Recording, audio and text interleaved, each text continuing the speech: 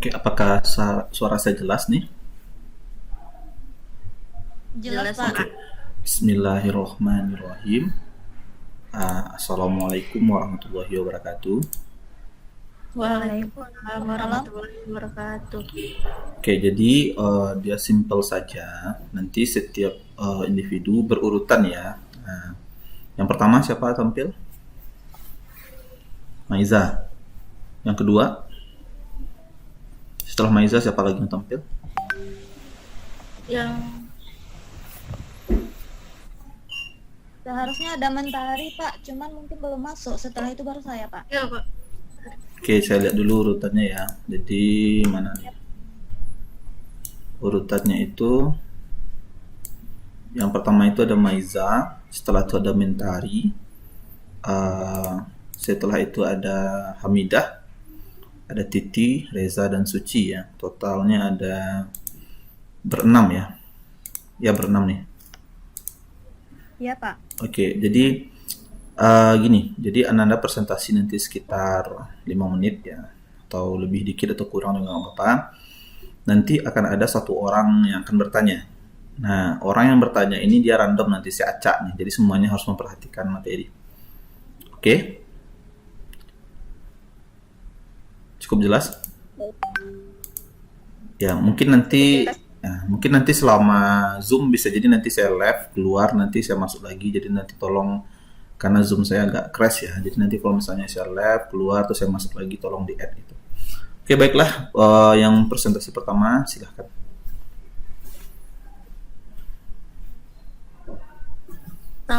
Terima kasih kepada Bapak. Assalamualaikum warahmatullahi wabarakatuh. Waalaikumsalam warahmatullahi wabarakatuh. Saya Maiza Nurul Masyita. Hari ini akan mempresentasikan public relation tentang public relation dan storytelling. Nggak perlu berlama-lama.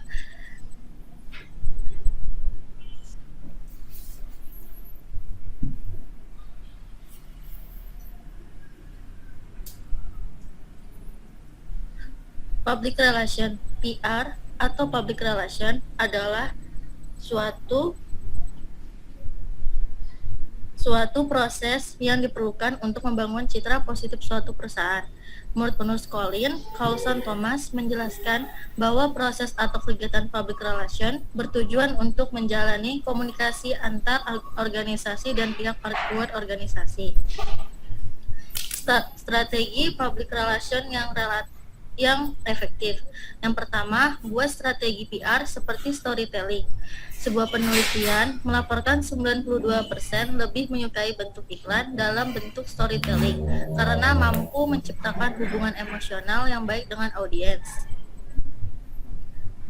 Kedua, bekerja sama dengan influencer.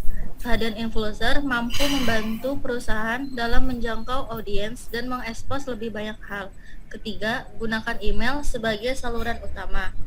Sebuah studi pernah mengatakan bahwa 80% strategi PR yang menggunakan email terbukti lebih berhasil.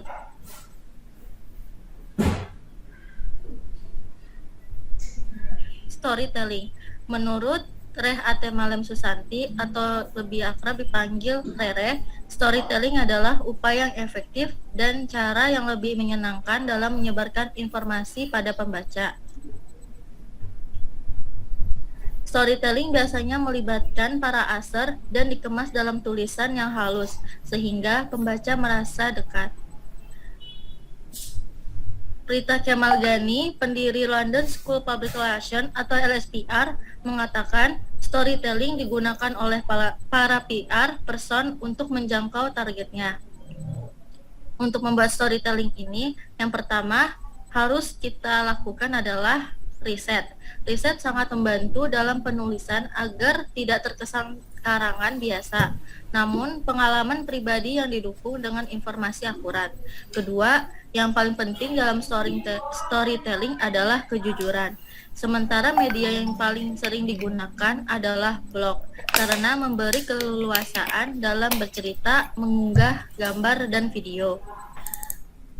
Jenis storytelling. Menurut Asfandiar, berdasarkan isinya, storytelling dapat digolongkan ke dalam berbagai jenis. Yang pertama, storytelling pendidikan adalah cerita diciptakan dengan suatu misi pendidikan bagi dunia anak-anak. Kedua, fabel, cerita kehidupan binatang yang digambarkan dapat bicara seperti manusia. Cerita fabel ini sangat luas digunakan menyindir perilaku manusia tanpa membuat tersinggung. Kaitan antara PR dan storytelling, menurut Dian Adi Prasetyo mengungkapkan bahwa PR tidak hanya sebatas agensi PR untuk mempublikasikan rencana produk, tapi hubungannya langsung dengan user. Jadi, seorang PR dapat melibatkan user dalam menyampaikan informasi melalui storytelling.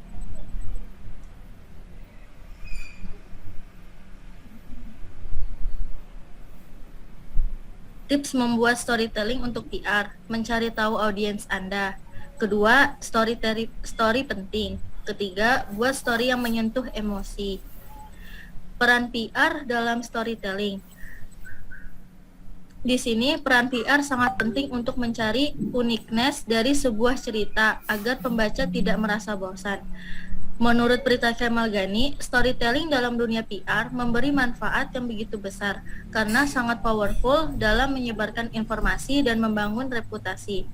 Storytelling tidak harus secara langsung menceritakan keunggulan sebuah produk atau perusahaan, namun bisa dengan menceritakan hal-hal yang menyentuh seperti orang-orang di balik pembuatan produk atau cerita para tokoh sukses dalam membangun sebuah perusahaan.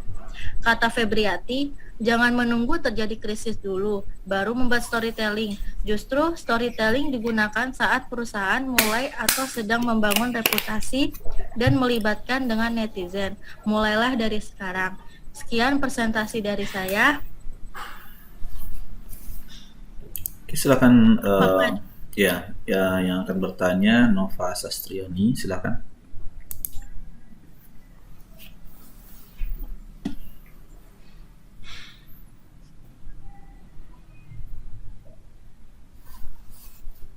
Nova Sastriani ini ikut presentasi hari ini? Apakah Nova Sastriani presentasi hari ini?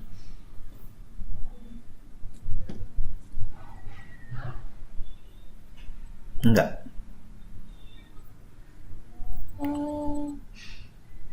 Tidak, Pak. Tidak ya. Yang buat yang presentasi aja. Coba siapa aja yang presentasi hari ini? Mentari Azana, Hamidah Rahmadani, Titit Junaita, Reza Anggraini, dan Suci Rahmadani, Pak. Silahkan yang disebutkan namanya itu salah satu agar bertanya. Kalau Anda tidak bertanya, Anda akan kehilangan nilai bertanya. Izin bertanya kepada Bapak dan silakan. materi. Baik, saya Hamidah Rahmadani, NIM 3719028. Izin bertanya, bagaimana manfaat dari public relation mengenai storytelling, pendidikan, dan fabel? Sekian, terima kasih. Bisa diulangin kembali? Baik, saya ulangi kembali. Bagaimana manfaat dari PR mengenai storytelling, pendidikan, dan fabel?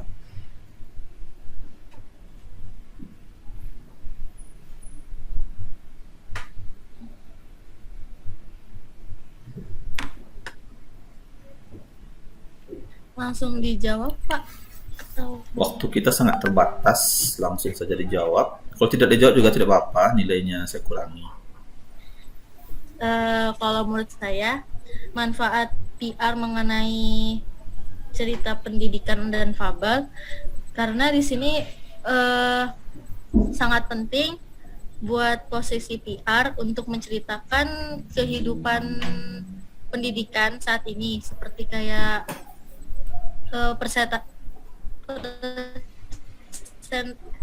prestasi anak muda kayak Maudy Ayunda sebagai motivasi untuk orang lain kan. Dan fabelnya karena di sini bagi PR menceritakan kisah binatang binatang seperti kayak binatang tentang hewan itu itu sebenarnya sesuai dengan kehidupan manusia. Makanya di situ fabel nggak menyindir perilaku manusia, tapi nggak buat tersinggung gitu. Jadi ada hikmahnya di balik fabel dan pendidikan untuk bagi mereka yang bagi PR untuk menceritakan kepada masyarakat. Jadi ada manfaatnya. Oke, silakan ditutup. Sekian dari presentasi dari saya. Mohon maaf bila ada salah kata. Assalamualaikum warahmatullahi wabarakatuh. Oke, siapa lagi selanjutnya? Waalaikumsalam warahmatullahi wabarakatuh. Selanjutnya siapa?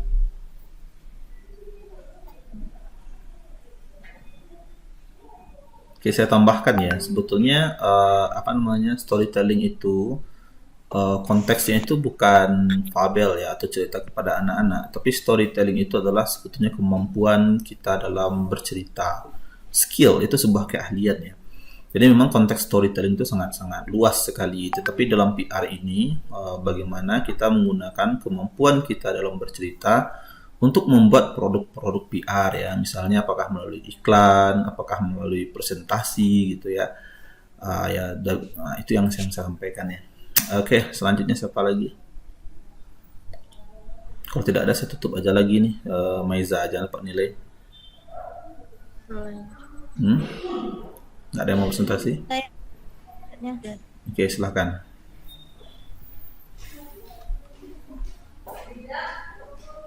Mohon maaf sebelumnya Pak, saya kurang memahami untuk memasukkan materinya nih Pak. Ya saya tanya tadi kan, Anda maunya presentasinya gimana gitu? Kirim ke Maiza.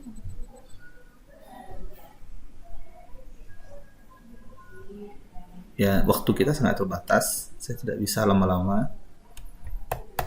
Gimana, mau lanjut presentasi atau tidak? Kerjaan saya masih banyak. Lanjut Pak. Kalau lanjut tolong siap-siap saudara ya. Kan dari kemarin saya udah bilang tuh kan, saya nggak ada waktu untuk menunggu. Saya tanya Google Meet, Zoom, oke silahkan. Google Meet, oke silahkan.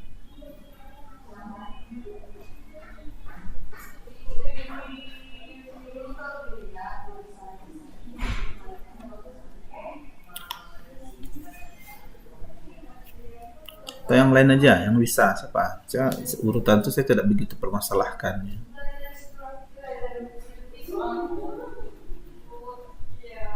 Ada yang mau tampil? Saya tutup.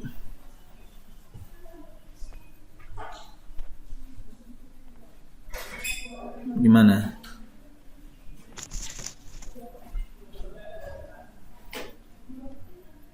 Apakah sudah udahan nih? Udah ya? Coba Maiza, gimana nih? Sebentar Pak, saya bantu teman buat. Saya nggak gini ya, saya nggak bisa nunggu-nunggu seperti ini ya. Kalau memang tidak mau tampil, ya nggak apa-apa, nggak masalah gitu ya. Tolong dibilang juga ke teman satu kelas semua gitu ya. Jadi saya pengennya ketika kita udah mulai tampil, kita tampil.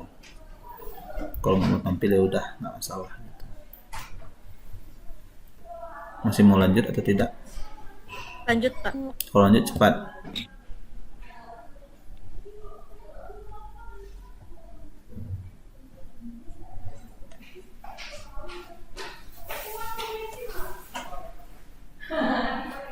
Iya, tadi kaca kepala sih.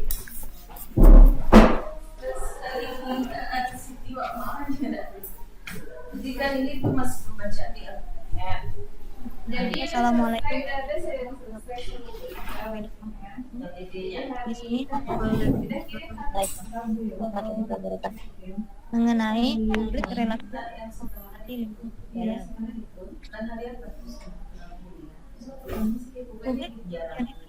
digunakan proses secara organisasi dan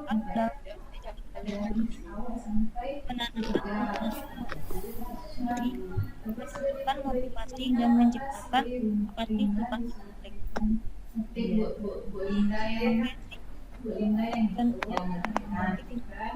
Dan banyak nanti ini memang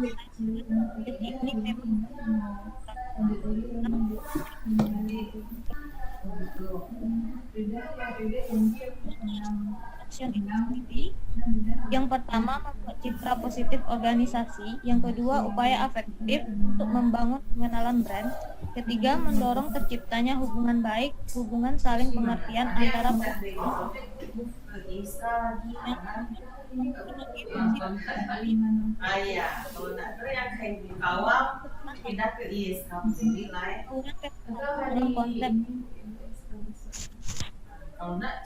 Sedangkan komunikasi lintas budaya itu adalah proses mengalihkan ide atau budaya dan sebaliknya. Dari hal ini bisa antar dua kebudayaan yang terkait atau sendiri, tujuannya untuk saling mempengaruhi satu sama lainnya, baik itu sebuah kebaikan kebudayaan atau bisa jadi tahap awal dari proses yang dimaksud penggabungan dua kebudayaan atau lebih menghasilkan kebudayaan baru. Contoh komunikasi lintas yaitu dengan orang yang berbeda suku atau berbeda budaya, rawan terjadinya kesalahan pahaman. Misalnya komunikasi yang terjadi di antara orang Medan dan orang Sulawesi atau orang Indonesia dengan orang Spanyol. Kemudian hubungan antar public relation dan komunikasi lintas budaya ini sangat berhubungan erat, di mana semua proses public relation itu sendiri selalu berlangsung dalam proses budaya yang melibatkan interaksi nilai-nilai budaya masyarakat. Jadi public relation tidak sempurna tanpa menyertakan komunikasi advokasi dan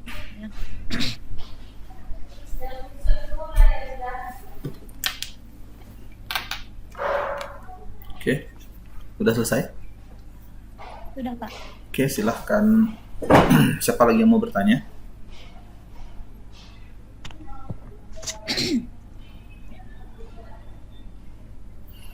Langsung Maiza tanya aja.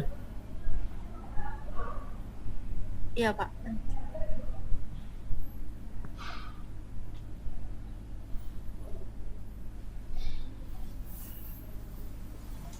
Baiklah, saya Maiza Nur Masyita, NIM 3719006, izin bertanya kepada Hamidah Ramadhani. Dalam IR pasti terdapat orang yang berbahasanya berbeda-beda dan artinya berbeda-beda. Bagaimana kita menyikapi seorang PR? Bagaimana cara menyampaikan bahasa yang baik kepada budayanya yang kental? Baik, terima kasih kepada Maiza. Langsung saja saya jawab. Menurut saya, seorang PR harus mengetahui dulu budaya-budaya yang ada di Indonesia, bagaimana budaya tersebut yang kental itu, yang berada di suatu daerah tersebut, bagaimana budaya yang ada di situ. Lalu PR tersebut bisa berkomunikasi dengan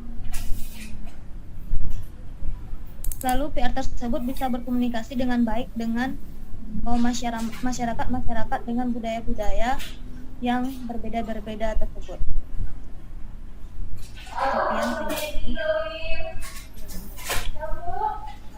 Oke. Maiza? Iya, Pak. Udah cukup jawabannya? Cukup, Pak. Oke, siapa lagi selanjutnya? Saya Pak. Oke, silakan. Maiza boleh bantu.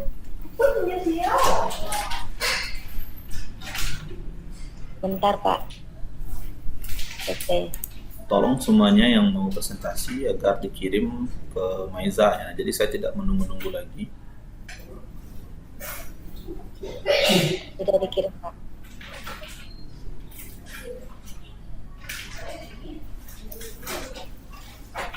Baiklah, Assalamualaikum warahmatullahi wabarakatuh.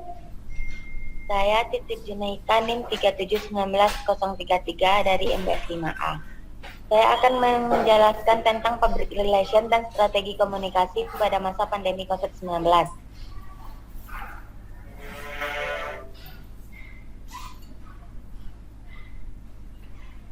Public relation atau humas merupakan komunikasi yang dilakukan oleh suatu organisasi terhadap publik. Secara umum komunikasi yang dibangun merupakan komunikasi dua arah. PR juga berfungsi sebagai usaha untuk membangun hubungan yang saling menguntungkan antara publik dan organisasi terkait. Peranan PR dalam sebuah organisasi merupakan kunci penting dalam menghubungkan publik, baik dalam membuat hubungan baik dan sebagai pemberi informasi terhadap dua belah pihak terkait.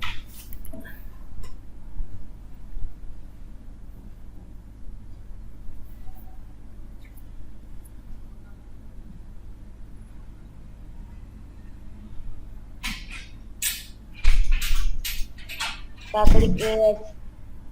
Saat ini dunia sedang dilanda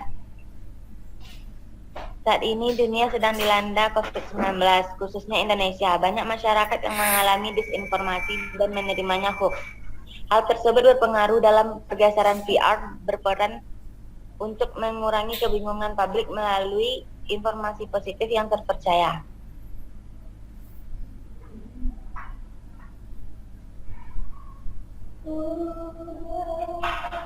Menjaga hubungan baik dengan masyarakat merupakan aspek penting bagi PR di masa pandemi COVID-19. Mengoptimalkan digital pada masa pandemi perlu memahami kebutuhan informasi apa saja yang diperlukan, media terkait penanganan COVID-19, dan informasi apa yang dibutuhkan selain yang berhubungan dengan pandemi COVID-19. Kegiatan kehumasan pemerintahan atau biasa dikenal dengan Government Public Relation atau GPR yang terus mengupayakan berbagai strategi komunikasi yang tepat agar bisa diterima masyarakat. PR saling berkoordinasi dengan media dan bidang lainnya untuk meningkatkan kecerdasan masyarakat dan terhindar dari banyaknya hoax. Peran pemerintah dan media sangat penting di masa pandemik. Hal ini dikarenakan banyak informasi yang dihembuskan oleh banyak pihak yang terkadang membuat kecemasan dan ketidakpastian karena kekurangan validan informasi yang beredar tersebut. Salah satunya melalui ungkapan konten-konten positif baik melalui akun lembaga maupun akun pegawainya. Hal ini bertujuan untuk mengurangi berita-berita atau konten hoax. Perubahan pola kegiatan atau konten hoax yang telah menyebar di masyarakat luas tentang masa pandemi COVID-19. Pemilihan konten melalui saluran adalah salah satu langkah untuk mengurangi kecemasan masyarakat. Perubahan pola kegiatan masyarakat yang semuanya berbasis daring yang membuat sektor mengalami penurunan terutama di sektor ekonomi. Adapun beberapa peran PR di masa pandemik ini yaitu 1. Melakukan monitoring atau perencanaan kembali berdasarkan data. 2. Memastikan protokol kesehatan sudah ditetapkan dengan baik. 3. Melakukan komunikasi dengan stakeholder yang terkait dengan perusahaan.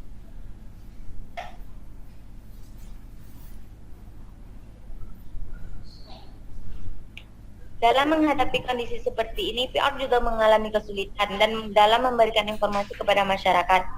Berikut ini beberapa tantangan yang dihadapi seorang PR di masa pandemi. 1. Yaitu kendala dengan komunikasi dan informasi. 2. Anggaran yang harus dipangkas untuk efisiensi. 3. Merubah kegiatan yang biasanya offline menjadi online. Dengan demikian, media digital sangat tinggi sekali dalam penggunaannya di masa pandemik ini. Strategi komunikasi terbaik harus dimiliki oleh pemerintah sebagai penyampai informasi dan strategi yang matang harus diolah dengan sedemikian rupa. Baiklah, hanya itu yang dapat saya sampaikan. Itulah presentasi dari saya. Assalamualaikum warahmatullahi wabarakatuh.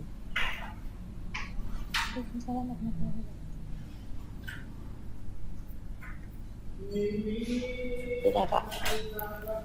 Oke, silahkan yang bertanya. Siapa mau presentasi berikutnya?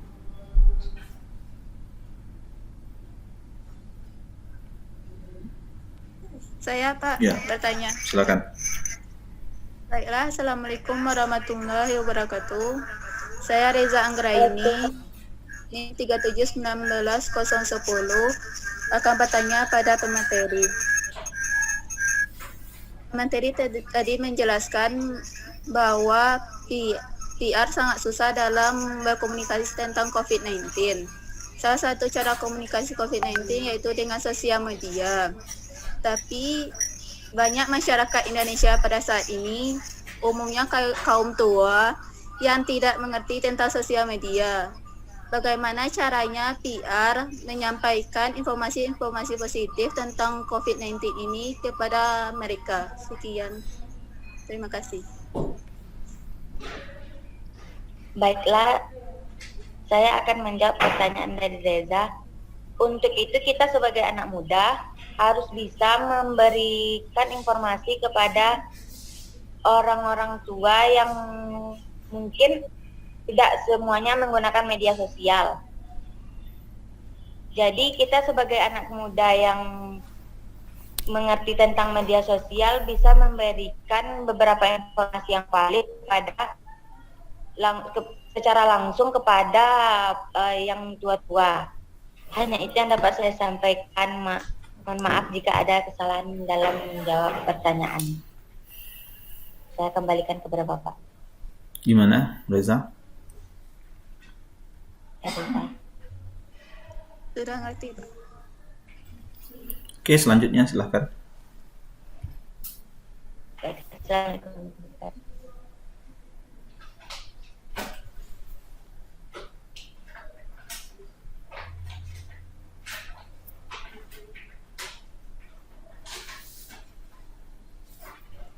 Baiklah, saya akan mempresentasikan materi saya tentang Public Relation dan Manajemen Pengambilan Keputusan.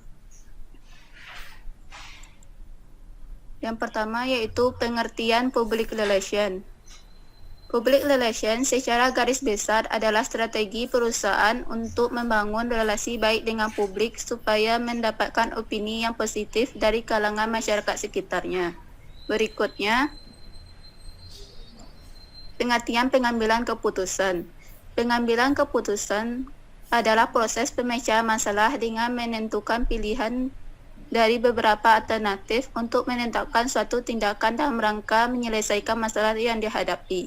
Setiap pengambilan keputusan tersebut, manajemen harus memperhatikan risiko yang dihadapi, di mana keputusan tersebut terhadap publik atau pemangku kepentingan. Berikutnya, peran PR dalam pengambilan keputusan. Seorang PR tidak akan terlepas dari data. Karena itulah PR sangat penting bagi pihak internal sebagai dasar untuk Mandala lahir keputusan. Adanya keputusan menyelaraskan keputusan atau ambil belum diupload lagi, Bu. Pembuatan keputusan. Satu, kepastian, yaitu informasi yang dimiliki responsibility. Yang kedua, risiko, di mana informasi yang dimiliki oleh perusahaan tidak lengkap. Yang ketiga, ketidakpastian, yang di mana informasi yang dimiliki oleh perusahaan dalam pengambilan keputusan tidak lengkap, tidak ada. Berikutnya, proses pembuatan keputusan. Satu, pemahaman dan perumusan. Kita ada uang kasnya juga gitu kan. Uang kasnya 15.000 yang digunakan. Sebulan 15.000. Alternatif terbaik. 6, implementasi keputusan. 7, evaluasi atas hasil keputusan. Berikutnya, pendekatan dalam pengambilan keputusan. 1, pendekatan kualitatif, yaitu pendekatan dengan penilaian subjektif, yang dimana contohnya keputusan penerimaan karyawan berdasarkan pada hasil wawancara untuk mengetahui kepribadian dan motivasi. 2, pendekatan kualitatif, yaitu pendekatan dengan penilaian objektif, dan contohnya keputusan penerimaan karyawan berdasarkan nilai tes masuk. Berikutnya, model dalam pengambilan keputusan. 1, model preskriptif, yaitu model menerangkan bagaimana kelompok seharusnya mengambil keputusan dengan cara memberikan pedoman dasar, agenda, jadwal, dan urut-urutan yang membantu kelompok mencapai konsensus. Yang kedua, model deskriptif. Model yang menerangkan atau menggambarkan bagaimana kelompok mengambil keputusan. Model ini juga memberikan kepada manajemen informasi yang mereka butuhkan untuk membuat keputusan-keputusan dan tidak menawarkan penyelesaian masalah. Faktor-faktor yang mempengaruhi pengambilan keputusan. 1. Keadaan lingkungan dan nilai-nilai yang sering kali bertentangan. 2. Pengaruh politik. 3. Emosionalisme. 4. Tingkat pendidikan. 5. Model keputusan faktual. Baik, sekian presentasi saya. Saya kembalikan pada Bapak. Oke, langsung saja. Tadi siapa? Silakan bertanya. Hamidah, siapa? Saya ingin bertanya, Pak. Oke, silakan. Baiklah, saya Suci Rahmadani, NIM 3719009, akan bertanya kepada pemateri. Coba pemateri jelaskan bagaimana seorang public relation mengambil keputusan dengan baik. Sekian, terima kasih. Baiklah, saya akan mencoba menjawab pertanyaan dari Saudari Suci. Tugas seorang public relation adalah mengumpulkan data dan berkomunikasi dengan baik dengan masyarakat. Sedangkan yang mengambil keputusan adalah manajemen. Contohnya, di sebuah perusahaan terdapat tim PR atau public relation dan terjadinya masalah dalam perusahaan tersebut. Maka PR tersebut yang berkomunikasi dengan masyarakat bagaimana solusi yang terbaik yang diinginkan oleh masyarakat tersebut dalam menyelesaikan masalah yang ada. Dan pendapat dari masyarakat tersebut disampaikan oleh PR kepada manajemen perusahaan. Contohnya, masyarakat tersebut menginginkan kompensasi terhadap peristiwa tersebut. Maka si manajemen perusahaan ini yang memutuskan apakah mereka dapat memberikan kompensasi kepada masyarakat tersebut sesuai dengan syarat yang diinginkan oleh masyarakat tersebut atau tidak. Jika mereka bisa, maka biarlah yang mengatakan pada masyarakat tersebut bahwa perusahaan mereka mampu memberikan syarat-syarat yang diinginkan oleh masyarakat. Sekian jawaban dari saya kembalikan pada penanya. Terima kasih atas jawabannya, saya paham. Oke, terima kasih. Selanjutnya siapa lagi yang mau presentasi? Saya, Pak. Silakan.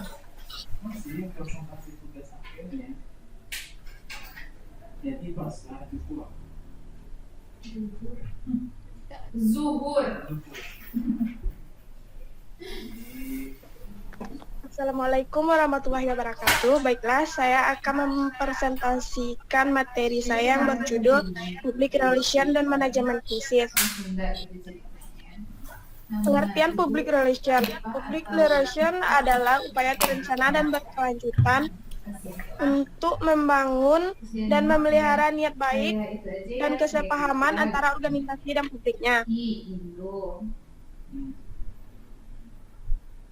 Selanjutnya, manajemen krisis merupakan area keahlian yang harus dimiliki oleh setiap humas yang berorientasi kepada masa depan dan mencoba mengantisipasi kejadian yang dapat mengganggu hubungan-hubungan penting.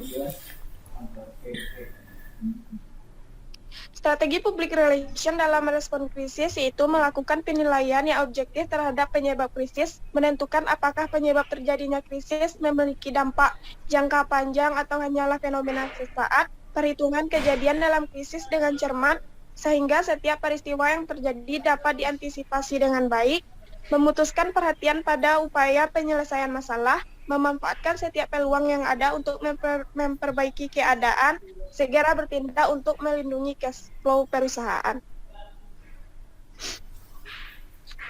Tahap utama manajemen krisis yaitu pre-krisis, krisis respon, dan post-krisis.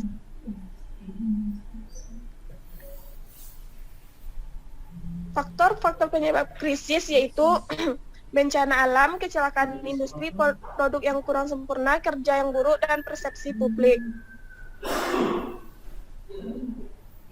Nilai-nilai dalam manajemen krisis yaitu cepat, akurat, dan konsisten. Peranan utama seorang public relation yaitu membina relationship, peranan backup manajemen, dan membentuk corporate image. Sekian presentasi dari saya. Apakah ada teman-teman yang ingin bertanya? Saya ingin bertanya, Suci. Oke, silahkan Titi. Kepada Titi dipersilakan. Baiklah, Assalamualaikum warahmatullahi wabarakatuh. Saya Titi Junaita, NIM 3719033, ingin bertanya kepada Suci. Coba Suci jelaskan secara singkat bagaimana hubungan public relation dengan manajemen krisis. Baiklah, saya kembalikan kepada Suci. Manajemen krisis merupakan area keahlian yang harus dimiliki oleh setiap public relation yang berorientasi kepada masa depan dan mencoba mengantisipasi kejadian yang dapat mengganggu hubungan-hubungan penting. Karena itulah manajemen sangat penting dalam manajemen public relation. Itulah jawaban singkat dari saya. Apakah Titit paham? Baiklah, terima kasih untuk jawabannya. Insya Allah saya paham. Oke, siapa lagi? Sekian presentasi dari saya. Assalamualaikum warahmatullahi wabarakatuh. Waalaikumsalam warahmatullahi wabarakatuh. Silahkan, siapa lagi? Yang bertanya tadi siapa? Sudah Junaita, Pak. Titi ya. Junaita. Berarti udah selesai semua ya? Sudah, Pak. Baiklah, Nanda semua, terima kasih atas waktunya ya. Alhamdulillah, nanti Bapak juga akan cek kemarin UTS-nya. Mungkin langsung nanti kalau udah selesai, langsung Bapak upload ke grup ya nilainya. Sekali kalau udah lengkap, langsung Bapak upload di grup, langsung Bapak masukin ke kampus. Sebelum Mbak tutup, apakah masih ada yang mau ditanyakan? Tidak ada. Nah, tolong nanti Maiza, Bapak minta tolong agar disampaikan ke teman-teman yang akan presentasi di ini ya, presentasi di hari berikutnya. Tolong kalau misalnya mau pakai Zoom atau Google Meet terserah, pokoknya bikin linknya. Nanti kalau misalnya pakai Zoom, kalau memang harus ada satu orang jadi operator, dari awal tolong dikasih ya ininya, apa namanya, materinya. Nah, nanti ini juga akan saya upload di YouTube. Silahkan bagi yang mau melihat mekanismenya juga bisa belajar ya, supaya bisa memberikan apa namanya presentasi terbaik ya. Sekian, terima kasih ya. Izin saya tutup, boleh? Terima kasih, Pak. Boleh ya? Baik, Pak. Terima kasih, Pak. Ya, terima kasih sama-sama. Sebelum kita tutup, marilah kita membacakan hamdalah. Alhamdulillahirabbil alamin. Alhamdulillahirabbil alamin. Sekian, terima kasih. Assalamualaikum warahmatullahi wabarakatuh. Waalaikumsalam. Waalaikumsalam warahmatullahi wabarakatuh. Makasih.